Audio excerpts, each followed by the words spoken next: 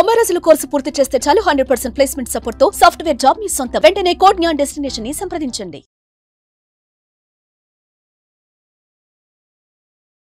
Hello Anwar గారు. Hi sir. So ఈ వీడియోలో ఏం చెప్తాను సార్, యాక్చువల్లీ ధనవంతులు అవ్వాలంటే సంపాదన మీద కాదు ఫోకస్ పెట్టాల్సింది సంపద. సంపాదన అంటే చూడండి, నా అంటే నా ఇన్కమ్ మీద మాత్రమే డిపెండ్ అయ్యేది సంపాదన. సంపద అంటే ఆ అంటే అనంతం. చూడండి, ఆ పదంలోనే ఉంది సంపద, అనంతం. నా అంటే నాది. ఇక్కడ సంపద రహస్యాలు తెలుసుకుంది. ధనవంతులు ఎప్పుడు ఫోకస్ సంపాదన మీద పెట్టరండి, సంపద మీద ఫోకస్ పెడతారు. అయితే మరి ఎవరెవరు సంపాదన మీద పెడతారంటే poor and middle class persons. జనరల్గా సంపాదన మీరు కూడా గుర్తుపెట్టుకోండి, డోంట్ ఫోకస్ ఆన్ సంపద మీద ఫోకస్ పెట్టాలి. ఎందుకంటే సంపద మీద ఫోకస్ పెడితేనే మనం రిచ్ అవుతాం. అయితే ఆ సీక్రెట్స్ ఏంటి ఈరోజు కొన్ని చెప్తానండి. సో సంపదను సృష్టించే రహస్యాలు అనమాట. ఎప్పుడు కూడా లా ఆఫ్ అట్రాక్షన్ ఏం చెప్తుందంటే we are always in state of law of creation. మనం ఎప్పుడు కూడా కొత్త క్రియేట్ చేస్తూనే ఉంటామండి, హ్యూమన్ మైండ్. అయితే ఏంటి స్టాప్ అన్నారేంటి అని అనుకుంటున్నారా? సంపద క్రియేట్ చేయాలంటే కొన్ని స్టాప్ చేయాలి. ఈ రోజు నుంచి ఈ వర్డ్స్ మీరు స్టాప్ చేసేయండి. మీ ఇంట్లో మీ ఆఫీస్ ఏరియాలో ఈ పదాలు మాట్లాడదు. ఏంటి ఆ స్టాప్? ఏ పదాలు? ఫస్ట్ చూడండి, చాలా మంది అంటుంటారు, నేను కూడా చిన్నప్పటి నుంచి విన్నాను, ఏరా మన ఇంట్లో ఏమైనా డబ్బు చెట్లు కాస్తుందా అని అంటుంటారండి. సో చాలా మంది చూడండి, ఇది 100% ట్రూ. డబ్బు చెట్లకే కాస్తుంది. ఎలాగా? ఇప్పుడు పేపర్ ఏంటండి, డబ్బు ఏంటి? పేపర్ ఎక్కడి నుంచి వస్తుంది? చెట్టు నుంచే వస్తుంది. మీ ఇంట్లో పెద్ద పెద్ద తలుపులు పెట్టుకుంటారు, తలుపులు ఎక్కడి నుంచి వస్తున్నాయి? చెట్టు నుంచే వస్తుంది. అంటే మరి డబ్బు నుంచి వస్తున్నాయి లేదా? ఇప్పుడు for example apples, fruits, anything, బత్తాయి, ఇవన్నీ ఎక్కడి నుంచి వస్తున్నాయి? చెట్టు నుంచి వస్తుంది. అంటే డబ్బు చెట్లుకి కాస్తుంది. సో ఈ పదాలు మనం మాట్లాడకూడదు. సంపద రావాలి అంటే ధనవంతులు, వెల్తీ సంపదలు అవన్నీ ఎస్ అండి, ఎగ్జాక్ట్లీ నేచర్ నుంచే. ఎగ్జాక్ట్లీ. సో చూస్తే అంటే చెట్టు నుంచి మనకి చాలా ఈరోజు కలప కానీ ఇవన్నీ కూడా డబ్బు ఎక్కడి నుంచి వస్తుందండి? సింపుల్గా డబ్బు అంటే పేపర్ చెట్టు నుంచే వస్తుంది కాబట్టి డబ్బు చెట్లకి కాస్తుంది. రెండోది చూద్దాం. చాలా మంది అంటుంటారు డబ్బు చెడ్డది, పాపిస్తుంది, రకరకాలు అంటుంటారు అనమాట. చూడండి, ఒక్కసారి మీరు అబ్జర్వ్ చేయండి. మీ ఇంట్లో మీ పర్సన్కి వైఫ్ హస్బెండ్ ఉన్నారు, ఫర్ ఎగ్జాంపుల్, నువ్వు చెడ్డదానివి, నువ్వు పాపిస్తాను అంటే ఇంకా ఫుడ్ ఎలా పెడుతుంది? తిను, ప్లేట్ అలా పెట్టేస్తారు. అదే నువ్వు చాలా మంచిదని, నీ ఎంత మంచిదని ప్రపంచంలో ఎక్కడ చూడదని అనుకోండి, ఏమండి ఇంకొంచెం తినండి నేస్తారు. అంటే చిన్నప్పటి నుంచి మనకు అవసరాలు తీరుస్తున్న డబ్బుని ఎవరైనా మనం తిడితే డబ్బు మన దగ్గరికి రాదండి, వచ్చినా కూడా ఉండదు, వ్యాంగ్ వెళ్ళిపోతుంది అనమాట. ఇంకొంతమంది ఏమంటారంటే డబ్బు మనుషుల్ని సర్వనాశనం చేస్తుంది. ఈ పదాలు అంటే you are blocking money energy, గుర్తుపెట్టుకోండి. సో ఇది ఒక రాంగ్. అండ్ ఇంకా చాలా మంది అంటారు డబ్బు వల్లనే ఈ గొడవలు. కాదండి, డబ్బు వలన కాదు, డబ్బు లేకపోవడం వల్ల గొడవలు జరుగుతాయి తప్ప డబ్బు వల్లనే కాదు. ఇప్పుడు నేను ఇంకొంచెం ముందుకు వెళ్దాం. ఇక్కడ చాలా మంది అంటారు డబ్బున్న వాళ్ళందరూ చెడ్డవాళ్ళు అనేసి. ఎందుకు అలా జరిగిందంటే పాత సినిమాలు చూస్తే విలన్స్ అందరూ కూడా పక్కన సొట్టేసుకుని అలాగా, అంటే విలన్స్ని సినిమాలు ఎలా చూపించారండి? ధనవంతులందరిని ఎలా చూపించారు? సినిమాలో విలన్స్ లాగా చూపించారు. అందువల్ల మన సబ్ కాన్షియస్ మైండ్లో ధనవంతులు అనగానే ఒక చెడ్డవాళ్ళు, విలన్స్ అనేది. అదే మన తెలుగు సినిమాలు చూస్తే మనుషుని ఒక కళాపోషణ ఉండాలని ఇలా గ్రేట్ రావు గోపాలరావు గొప్ప నటులు. అతను పాత సినిమాలో చూస్తే అతను విలన్ కానీ గొప్ప నటులు, కానీ ఎవరు? ధనవంతులు. హీరో మాత్రం ఏదో చిన్న చిన్న పనులు చేసుకుని ఉంటుంటారు. అంటే మనకి సినిమాలో కూడా ఏం చూపిస్తున్నారంటే డబ్బున్న వాళ్ళందరూ చెడ్డవాళ్ళు, పొగరబతులు. దానివల్ల మన సబ్ కాన్షియస్ మైండ్లో తెలియకుండానే ఇంప్లాంట్ అయిపోయింది అనమాట. అది ఎవరైనా పెద్ద ఇల్లు చూడగానే ఉంటాయి, ఇది ఎక్కడ స్కామ్ చేసి ఉంటాడు రా, ఏదో స్కామ్ చేసి ఉంటాడు. ఇలా మీరు గుర్తుపెట్టుకోండి, ధనవంతుల గురించి ఏ మాత్రం చెడుగా ఆలోచించినా మాట్లాడినా డబ్బుని మీరు బ్లాక్ చేస్తున్నట్లే. అయితే నెక్స్ట్ చూడండి, మోసం చేసే వాళ్ళ దగ్గర ఎక్కువ డబ్బు ఉంటుంది. కొంతమంది ఏమంటారంటే, చాలా మంది అంటారు ఆడెందో మోసం చేసి ఉంటాడు రా, కింద అందరినీ మోసం చేసి డబ్బు మొత్తం లాగేసి ఉంటాడు. ఈ పదాలు కూడా అనకూడదండి. ఈ రోజు నుంచి మీరు ధనవంతుల గురించి, మోసం చేసేవాళ్ళు, అన్యాయంగా లాగేసుకునే వాళ్ళు, కొంతమంది పిక్స్ చూస్తుంటే ఇలాంటి పిక్స్ పెడుతుంటుండారండి. అంటే వాళ్ళ సబ్ కాన్షియస్ మైండ్లో ఏముంది? ధనవంతులు కూడా అన్యాయంగా డబ్బు లాగేస్తారు ఎవ్వరు అనేసి. ఈ పదాలు, ఈ పిక్చర్స్ మనం మైండ్లో ఉంటే మనం డబ్బుని అట్రాక్ట్ చేయలేమండి. అండ్ ఇంకా తీసుకుంటే చాలా మంది అంటారు నా దగ్గర ఎప్పుడూ డబ్బు ఉండదండి. ఈ పదాలు కూడా అనకూడదు. చాలా మంది ఏంటంటే ఇక్కడ చూడండి, మీరు డబ్బుని అట్రాక్ట్ చేయాలంటే ఎప్పుడు పర్స్ ఖాళీగా ఉండకూడదండి. ఆ పర్స్ ఖాళీగా ఉన్నప్పుడు చూస్తున్నప్పుడల్లా మీ సబ్ కాన్షియస్ మైండ్లో ఏమని ఫీలింగ్ వస్తుంది? నా దగ్గర డబ్బు లేదు అని చెప్పేసి. ఒక అతను వచ్చి సార్ మరి నా దగ్గర అంత డబ్బు లేదు కదా. నో ప్రాబ్లం, మామూలు ఫేక్ నోట్స్ ఉంటాయి కదా, అవి పెట్టుకొని కావాలంటే. ఎందుకంటే సైకాలజీ కూడా చెప్తుంది ఫేక్ ఇట్ బిఫోర్ యూ మీకు అలాగే మార్కెట్లో వదలకండి. జస్ట్ ఫీల్ అవ్వాలన్నమాట. లేదా పేపర్స్ అని పెట్టుకోవచ్చు. అంటే ఖాళీ పర్సన్ ఎప్పుడు మనం క్యారీ చేయకూడదు. సో నా దగ్గర ఎప్పుడు అంత డబ్బు ఉండదు. ఇక్కడ చూడండి, ఎంటీ పాకెట్స్ చూడగానే మనకి ఏమొస్తుంది ఫీలింగ్? ఒక ఎంప్టీనెస్ వస్తుంది. ఎస్ ఎగ్జాక్ట్లీ అండి. అందుకే చూడండి picture speaks more than words అండి. మీరు ఎప్పుడైనా ఒక డాక్టర్ దగ్గరికి వెళ్ళండి, ప్రెగ్నెంట్ లేడీ దగ్గరికి, అందమైన బొమ్మలు పెట్టుకోమని చెప్తారు.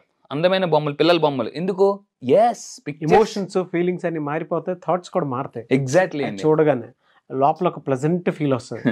మీరు ఏదైనా పెద్ద రెస్టారెంట్కి వెళ్ళండి, మంచి మంచి టిఫిన్ బొమ్మలు పెడుతుంటారు. ఆ టిఫిన్ బొమ్మలు చూడగానే బిర్యానీ బొమ్మలు, కోక్, ఆ కోక్ బొమ్మ, బిర్యానీ పక్కన కోక్ ఉండగానే మనం కూడా ఆ కోక్ తాగుదాం చలో అనేసాను. అంటే పిక్చర్స్ సబ్ కాన్షియస్ మైండ్ని ఇన్ఫ్లుయెన్స్ చేస్తాయండి. యాక్చువల్లీ సబ్ కాన్షియస్ మైండ్ గురించి డాక్టర్ జోసెఫ్ మర్ఫీ ఏమంటారంటే, సబ్ కాన్షియస్ మైండ్కి ఒక లాంగ్వేజ్ ఉంది, అదే పిక్చర్ లాంగ్వేజ్.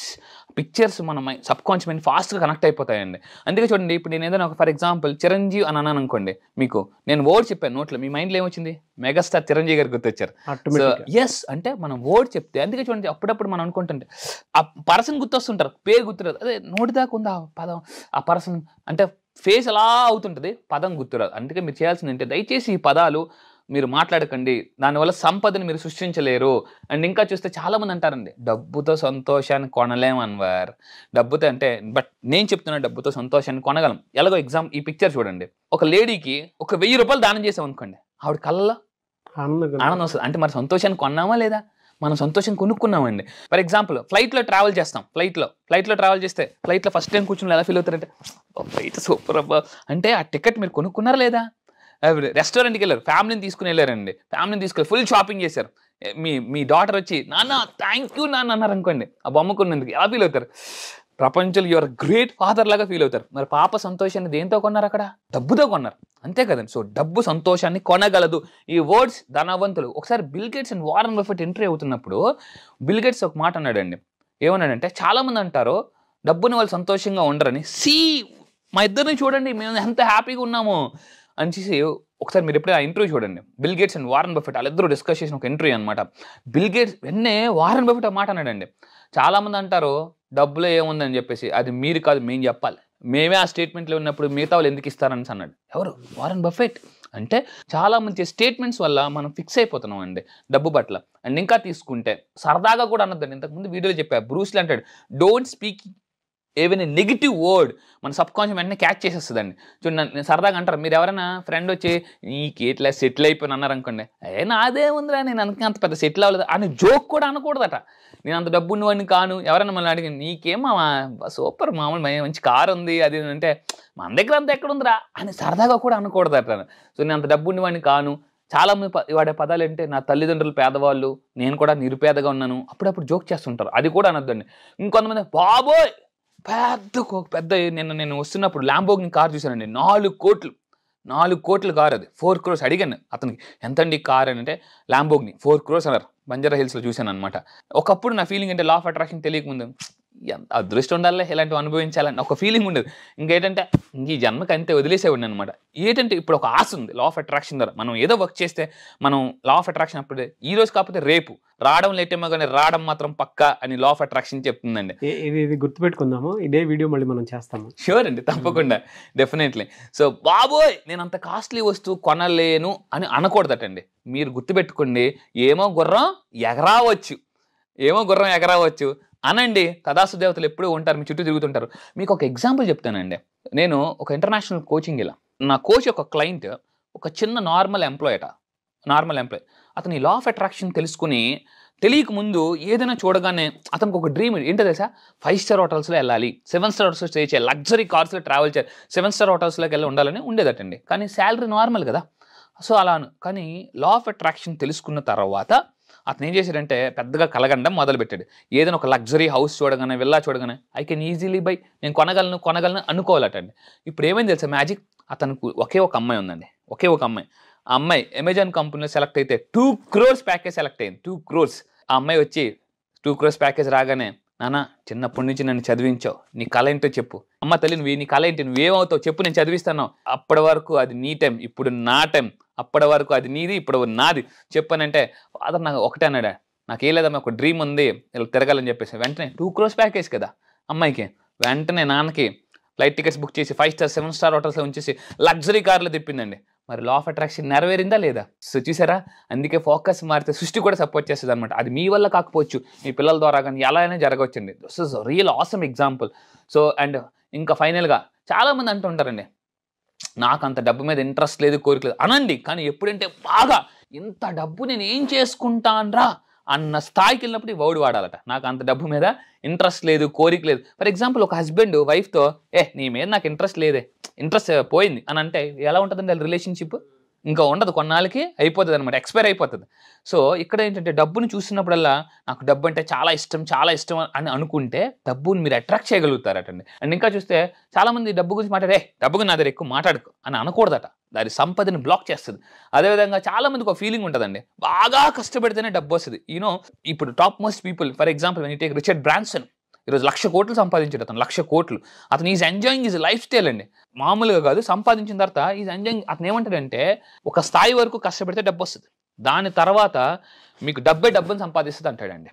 సో ఈ ఫీలింగ్ వదిలేయాలి. ధనవంతులంతా కూడా ఇంత ఫీలింగ్లో ఉండరు, బాగా కష్టపడితే డబ్బు వస్తుంది అనే ఫీలింగ్లో ఉండరండి. Middle class person poor mentality ఎలా ఉంటుందంటే ఒక ₹1,00,00,000 సంపాదించాలంటే చాలా కష్టం అన్న ఫీలింగ్కి వెళ్ళిపోతారు, కాబట్టి అది రాదు. అండ్ ఫైనల్గా this is the last point, నేను అంత డబ్బు సంపాదించడానికి అర్హుణ్ణి కాను అని అంటారండి. చాలామంది ఫర్ ఎగ్జాంపుల్ ఎంత డబ్బు ఇచ్చాం అనుకోండి, అది నాది కాదులే అని ఫీల్ అవుతారటండి. అంత అర్హుణ్ణి కాదని ఎప్పుడైతే అంటే యూనివర్స్ ఇవ్వదండి. ఫర్ ఎగ్జాంపుల్ నేను ఒక విషయం చెప్తాను. ఒక తండ్రికి ఒక 3 సంవత్సరాల పాప ఉంది. పాప డాడీ నాకు చికెన్ జాయింట్ ఇవ్వని అన్నది అనుకోండి, తండ్రి ఇచ్చేస్తారా? ఎందుకు ఇవ్వడు? పాప ఇంకా తినడానికి ఇంకా పళ్ళు రాలేదు, 2.5 years 3 years అంటే తండ్రికి కూతురు అంటే ఇష్టమే, కానీ ఎవ్వరు, ఎందుకు ఇవ్వరు? అర్హత రాలేదు.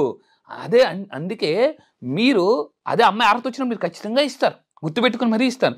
సో మీరు చేయాల్సింది ఏంటంటే కోరిక ఏదైతే ఉంది, ఇంతకుముందు మనం చెప్పాను Dzire is equal to deserve. అర్హత లేకపోతే అర్హత సంపాదించుకోవడానికి ప్రయత్నించాలి, అప్పుడు మీకు వస్తుంది. అంతేగాని ఇవాళ గుర్తుపెట్టుకోండి, ఈ ప్రపంచంలో చాలా మంది గంజి తాగిన వాళ్ళు బెంజ్ కార్లో తిరిగారండి, బియ్యం కూడా లేని వాళ్ళు BMW కార్లో తిరిగిన వాళ్ళు నేను చూశాను కల్లారా.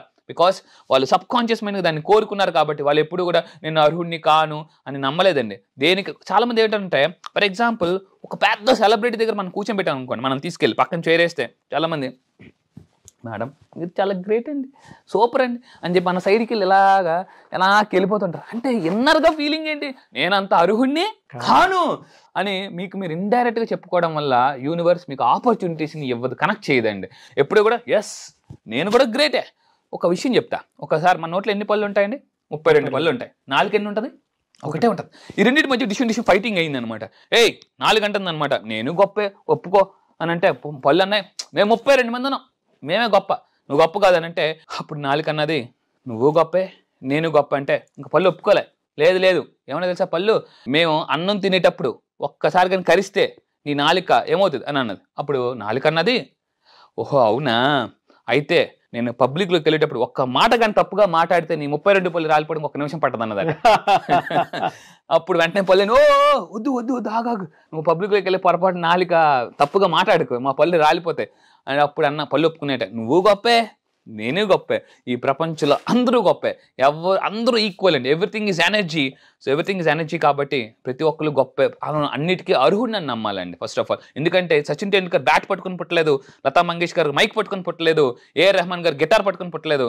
వాళ్ళందరూ ఏం నమ్మారంటే వాళ్ళు కలలు గండం మొదలు పెట్టారు, అర్హత సాధించుకున్నారు. సో ఈ విధంగా మీరు సంపదని బ్లాక్ చేసే పదాలు మాట్లాడకండి.